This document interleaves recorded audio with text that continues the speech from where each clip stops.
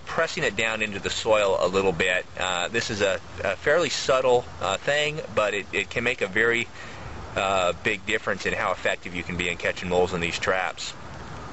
The reason for doing this, moles have a strong instinct to dig underneath solid objects. And when this trap is in the tunnel, if these tines are up in the air at all, the mole will want to push underneath here and dig underneath here, and you won't catch him. You'll wind up getting a sprung trap or a trap that's pushed out of the way. In order to catch the mole, of course, the mole has to come through these tines and hit this trigger pan.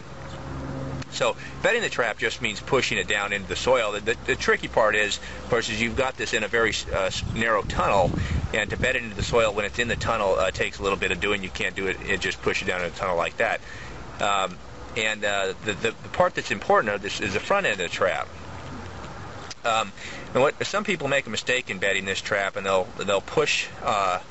They want to push down on the back end of the trap. And what I want to show you here is when you do that, the front end of the trap tends to rock up in the air. It kind of seesaws it up into the air, and that's really a disaster from the point of view of catching these moles. Because if the trap is in the ground like that, the mole will definitely come underneath here, and he won't go through the jaws.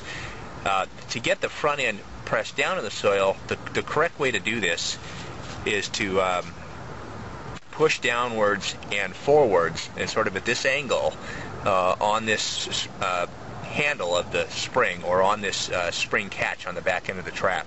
And if you press downwards and forwards, you'll see it kind of pushes this front part of the trap down into the ground. It kind of rocks, the whole trap kind of rocks forward, and it won't go down in the ground very far, but it's enough that this is now solidly set or bedded into the soil, and there's a much higher chance that the mole, when he comes through here, he will not perceive that to be a foreign object. He will think it's just rocks or roots or whatever, and he will come right over there and hit that pan, and increases your chance of getting the moles by a pretty big factor. So again, I'm going to show you this one more time. And I would recommend that you practice this a couple of times, just as I'm showing you here out on the ground, where you can see what effect different pressure angles have on doing this.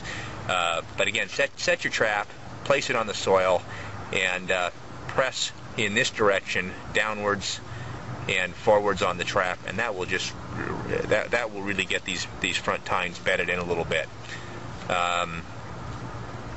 And let me see if I'll go ahead and show you this inside a mole tunnel. I don't know how you'll be able to see it inside of a tunnel, but we'll go ahead and do that here.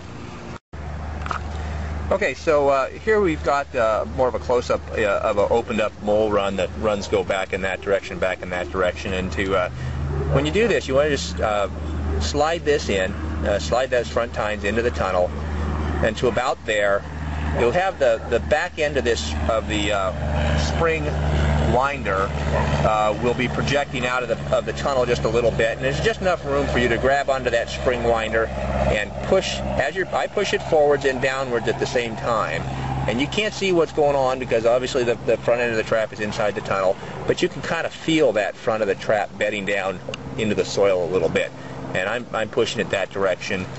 Same thing over on this other side. I'm going to set this trap real quick.